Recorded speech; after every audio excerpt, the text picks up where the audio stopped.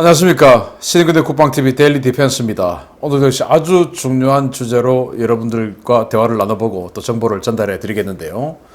자, 군대, 특히 이 국가의 군대라고 하면 국민과의 신뢰감 형성이 최고 핵심이죠. 그래서 국군이라고 하고, 그런데 참 아쉽게도 요새 우리 한국 국민들이 우리 대한민국 국군을 좀 신뢰하지 못하는 이런 단계까지 가 있어서 안타까운데, 그러나 이건 약관입니다. 북한은요, 북한 군이 농경지에 접근하는 민간인을 이유불문하고 그냥 쏴 죽여버리라 사살령을 내렸습니다. 이거 정말 파고의 신호탄인데, 군과 국민이 신뢰하지 못하는 단계를 넘어서 군과 국민이 서로 적대적 관계가 된다.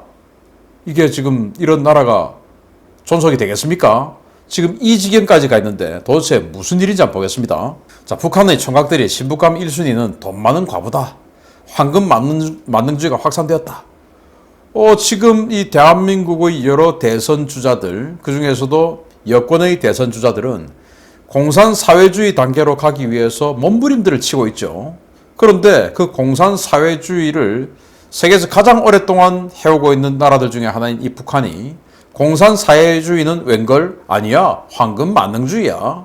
이게 지금 형성되고 있다는 거예요. RFA가 보도를 했는데, 심각한 생활고에 지친 북한 총각들이 웬만큼 재력만 갖추고 있다면 연상의 여인이나 이혼녀와의 결혼을 오히려 선호한다. 소식통은 집이 있거나 재산이 있는 연상의 과부 여성이 최고의 신부감으로 꼽히고 있다 라면서, 우리 아파트에 사는 한 과부 여성은 나이가 33살이고 6살 된 딸도 있지만 제대군인 총각을 만나 이달 말에 재혼한다 라고 전했다. 소식통은 날이 갈수록 돈에 대한 사람들의 관심과 욕망은 계속 높아지고 있으며 당도, 사회주의도 중요하지 않고 오직 돈만 많으면 된다 라는 인식이 깊어지고 있다고 토로했다.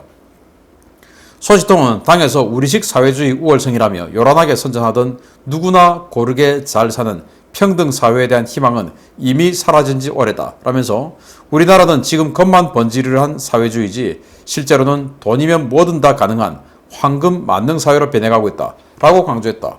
이거 북한 사람이 한 이야기예요. 그래서 평등 사회 이거 그냥 다 필요 없고 어차피 안 되는 거고, 그래서 다 같이 잘 사는, 지금 중국이 공동부유 이야기하고 있는데 웃기는 이야기다 이거죠. 그래서 다 같이 못 사는데, 그래서 돈이라면 뭐든지 다 되는 황금 만능 사회로 변해가고 있다. 그래서 북한군이 10년 복무하다가 최근에 13년으로 복무기간 늘렸다가 지금 다시 10년 이하로 복무기간 줄이고 있죠. 그래서 18살부터 군대를 가니까 그때부터 군대 가서 20대 후반, 과거에는 30살 정도 돼서 제대를 했는데 지금은 20대 후반에 제대를 해서 돌아옵니다. 그러면은 자기 마음에 드는 아가씨하고 부모님들이 소개시켜주고 중매하고 이렇게 해서 결혼하고 했던 게 그동안의 일이었는데, 이제는 그거 아니다. 그냥 돈만 많으면 다 좋아, 이런 거라는 겁니다. 그래서 최고의 신부감이, 물론 이들이 나쁜 신부감은 아닙니다만은 어쨌든 최고의 신부감이 돈 많은 재혼녀, 이혼녀라고 할 정도로 황금 만능주의가 만연되고 있는 게 북한 사회다. 즉 당에 대한 충성심, 국가에 대한 충성심 1도 없다라는 겁니다. 이러다 보니까 이제는 돈 앞에 공권력이 무너지고 있습니다. 공권력에 대항하는 그런 사실, 상황 없다가 최근에 공권력에 대항하는 이 인민들의 이 몸부림이 확산되고 있습니다. 이 내용들은 거의 국경지역의 소식들인데요. 국경지역에서만 이런 일이 일어나지는 않겠죠. 단 국경지역에서 일어난 소식들이 잘 전해질 뿐이지 사실은 이런 일들은 북한 전역에서 아주 많이 일어나고 있겠죠. 가장 최근에 8월 27일 날 함경북도 회령에 모녀가, 여성들이죠, 안전원 즉 경찰을 폭행했습니다. 이 안전원이 집에 찾아온 겁니다. 이 주소지 변경 문제 때문에 니들이 왜 여기 살아? 이렇게 하는 것 때문에. 근데 그 안전원 즉 경찰은 남자다. 남자. 그 남자를 모녀가 폭행할 정도면 정말 이를 악물고 목숨 걸고 달려들었다, 이거 아니겠습니까? 또 함경북도 청진에서는 여명원들이 열사병 항의 집단 시위를 했다. 이게 뭐냐? 수해복구를 하고 있죠. 이제 남자들이 수해복구를 하고 있는데 거기에 사회주의 여성동맹 여명원들을 불러가지고 같이 수해복구를 시킨 게 아니고, 니들은 여자들이니까 여기서 위문공연해, 옆에서 수해복구 하고 있는데 그 옆에서 춤추고 노래 불러라, 이제 이렇게 된 겁니다. 근데 지금 뭐 비는 그쳤으니까 습도는 없고 햇볕은 쨍쨍, 기온은 높고 이런 상황에서 그 옆에서 춤추고 노래 불러. 이렇게 되니까 하다가 열사병 쓰러진 겁니다. 또 제대로 안 하고 야단치고 하니까 거기에서 이제 집단 시위를 하는 정도. 정말 참 황당하죠. 이런 조직을, 나라를 좋다라고 하는 우리 대한민국의 그 여권 신장 운동가들 한번 보십시오. 이게 맞습니까? 여기 가서 좀 운동 좀 하셔야 되겠네요. 자, 그리고 사회 안전성, 백두미령 분주 소장 피살.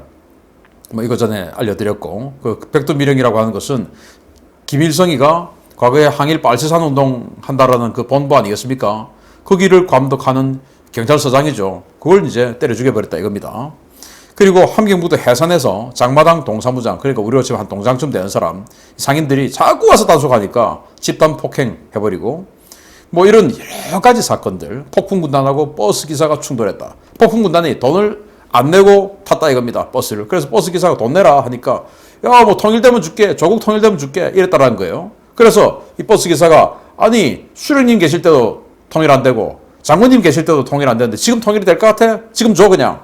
이렇게 돼가지고, 승차 거부를 했는데, 결국 저 버스기사가 그런 이야기 했다. 즉, 최고조는 못 오겠다. 이래가지고 그 버스기사가 체포돼서 어딘가로 잡혀가서 어떻게 될지 모른다라는 겁니다. 하여튼 이런 일들이 지금 북한에서 지속적으로 벌어지고 있다. 정말 사회가 지금 그동안 억압하고 눌러왔던 그 북한 사회가 상당히 다르게 변하고 있고, 이제는 그 폭발이 군데군데에서 생기고 있다. 분출되고 있다는 거죠. 자, 배고픔에 눈이 돌아간 주민들이 만인에 대한 투쟁 상태가 됐습니다. 만인에 대한 투쟁. 뭡니까? 토마스 홉스가 리바이어든에서 그냥 인간은 본성 때문에 살기 위해서 그냥 서로 간에 경쟁하고 싸운다. 그러니까 이 경쟁과 투쟁 싸움을 제어하기 위해서는 적당한 제도를 만들어야 된다. 뭐 이거 아니겠습니까? 그런데 여기는 너무 과한 제도를 만들다 보니까 다시 돌아가서 만인에 대한 투쟁 상태. 왜? 이 제도라고 하는 것은 먹을 걸 먹을 수 있는, 싸우지 않고도 먹을 수 있도록 해주는 제도라야 되는데 그게 안 되니까 다시 살기 위해서 싸우는 상태가 돼버린 것이죠. 참 황당합니다. 9월 6일 RFA가 보도를 했는데요. 북한 평암남도 성천군에 있는 전시용 의약품 보관소 사후창고에서 도난 사건이 발생했다. 제가 알려드렸었죠. 또 RFA가 역시 9월달에 보도를 했는데, 최근 북한에서 생계형 절도범이 급증한다. 주민들이 신발이나 장마당에서 상인들이 벗어놓은 옷까지 뭐 이런 거 훔쳐간다. 또 데일리 NK가 8월달에 보도를 했는데요. 국경지역 경비에 투입된 폭풍군단이 식량 부족으로 국가안전보위성 식량 창고를 털다가 적발됐다. 폭풍군단이 국경경비하러 보냈더니 오히려 식량 창고를 털고 있어요. 왜? 보급을 안 해주니까. 밥은 먹어야 되니까. 또 최근 북한에서 국가재산 도난 사건이 잇따라 발생한다. 경제내나 물건을 훔치는 일이 늘고 있지만 범인의 행방이 묘연해 당국이 골머리다. 계속 이제 그동안은 국가가 얼마나 무서웠습니까? 그런데 이제는 살아야 되니까 국가고 뭐고 그냥 마구 하는 겁니다. 여러분들 이 사진 기억하실 겁니다. 최고 사령관 특별 명령서. 그래가지고 2호 창고, 즉 군량미 풀어서 인민들 먹게 해줘 라고 하는 사진을 6월 달에 찍었죠. 그렇게 해서 2호 창고 풀어서 주민들에게 나눠준 것 같았더니 나눠주지 않고 그냥 좀 싸게 판 겁니다. 근데 그 싸게 판 것도 당시에 시중 가격보다 한 30% 싸게 팔았지 연초의 가격보다는 비싸요. 그러니까 2호 창고 풀어서 돈 남겨 먹은 겁니다. 그런데 문제는 2호 창고를 풀어보니까, 자, 각 지방의 군량미를 주민들에게 공급하라는 중앙의 지시가 현지에 하달된 가운데 북한 곳곳에서 아직도 관련 움직임은 포착되지 않았으며 군량미가 도둑맞았다, 창고가 비어있다 등의 소문이 돌고 있다. 즉, 아니 창고 빨리 풀어서 쌀 줘야 되는데 안 주니까 왜 안 줘? 해보니까 군량미 창고 열어보니까 군량미가 없네. 군량미 도둑맞았네. 창고가 비어있네. 텅텅 비었네. 이제 이렇게 되는 겁니다. 그래서 리병철이가 남포항을 통해서 중국 쌀 수입하다가 뭐 숙청당했다 이런 소문 돌고 이제 이렇게 되는 거 아니겠습니까? 자, 그런데 북한 군 입장에서는 지금 가장 시급한 게 2호 창고 비어서 전쟁 지속 능력뿐만 아니라 군대 유지조차 할 수 없는 상황이 되어버렸죠. 그러면은 그 군량미 창고를 보충시켜야 되는 겁니다. 이게 뭐 과거처럼 3년치는 안 한다 하더라도 최소 3개월치는 보충을 해야 되겠죠. 그게 가장 시급한 상황이 된 겁니다. 그러다 보니까 북한군 총참모부가 모든 경작지에 무장병력을 배치해라. 그래서 경작지를 지켜라. 라고 지시를 내린 겁니다. 9월 7일 RFA가 보도를 했는데요. 북한군이 주둔지역 협동농장의 농작물 보호를 위해 무장경비조까지 조직했으며 이는 극심한 식량난에 처한 주민들이 협동농장에서 경작한 농작물을 훔치고 있기 때문이다. 부대들은 농작물 경비와 관련한 상무, 즉 임시조직을 조직하고 무장한 인원들로 경비조를 구성하여 해당 농장들에 파견하라는 총참모부의 지시문에 따라 농산물 경비에 나섰다. 소식통은 이번 조치는 최고 지도자의 비준 과업으로 농작물에 대한 주민들의 침해 현상을 막는 것은 농장 수확물 중에서도 군부대에 가장 먼저 배정되는 군량미 부분을 지키는 문제와도 직결되어 있기 때문에 농장 인근의 군부대에서 무장 경비조를 조직해 수확물을 지키도록 지시한 것이라고 전했다. 20인 1개조를 만들어서 농장마다 보내는 겁니다. 자기 주둔지 인근 협동농장들 많이 있지 않겠습니까? 그 농장마다 20인 1개조로 무장 경비병을 보내서 농산물 지금 이제 추수할 때 되어가니까 지켜 하고 보낸 겁니다. 왜? 식량 창고 채워넣어야 되니까. 그런데 정말 놀라운 것은 이거 지금 소식통 이야기예요. 그러니까 북한 안에 있는 협조자 이야기입니다. 그런데 협조자가 이렇게 이야기합니다. 최고 지도자의 비준 과업이다. 이 말은 뭐냐? 김정은이 결재사항이다 이겁니다. 공문은 총참모부 명의로 내려왔지만 이게 김정은이 결재한 내용이다 라는 것을 민간 차원에서 지금 알고 있는 겁니다. 그러면 지금 이 상황의 최고 순회는 책임자는 김정은이다 라고 하는 것을 인민 저변에 있는 모든 인민들이 알게 되는 것입니다. 이로 인해서 발생한 사고는 김정은에게 화살이 돌아가는 것이죠.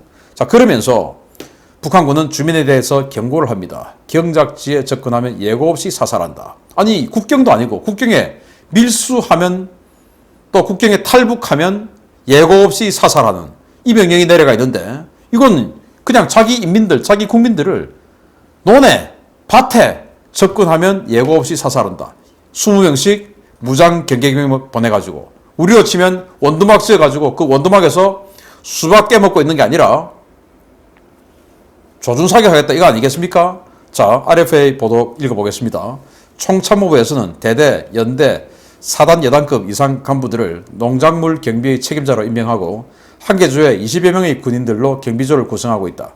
해당 농장들과 합동하여 농작물 경비를 위한 경비 초소도 만들고 주야로 순찰을 진행하고 있으며 농장밭에 무단으로 침입하여 농작물을 훔치는 행위에 대해서는 체제를 반대하는 불순분자로 보고 예고 없이 사격하라고 지시해 농장 인근 주민들이 긴장하고 있다. 요즘 외곽의 농장 근처에 가보면 무기를 메고 농작물 경비를 위해 순찰하는 군인들을 흔하게 볼 수 있다. 특히 야간에는 주민들이 시 외곽으로 이동하는 것을 될수록 삼가하고 있는데 농작물이 있는 밭 주위에 잘못 다가갔다가 예고 없이 날아오는 총탄에 맞아 죽을 수도 있다는 생각에 주민들은 불안에 떨고 있다. 자, 이게 문제예요. 아니, 여러분들 농촌 가보셨겠지만 그 농촌 지역에 있는 그 가옥들은 이 농토 주변에 다 있지 않습니까? 그러면은 마을길 다 농가 논 사이에 마을길이 있고 밭과 밭 사이에 마을길이 있고 하지 않습니까? 그런데 거기 지나가다가 이들이 너 왜 이 야간에 지금 서리하러 온 거야? 예고 없이 그냥 물어보지도 않고 쏴버릴 수 있다 이겁니다. 그래서 불안해서 밖에 나가지도 조차 못한다 라는 이런 상황이 되어버렸다 이겁니다.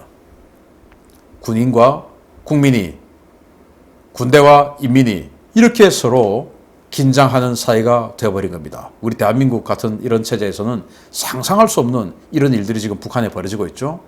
이런데 이게 전쟁할 수 있겠습니까? 또 이런 나라가 존속 유지될 수 있겠습니까? 내일 당장 무너져도 이상하지 않은 그런 상황이 되고 있는 것이죠.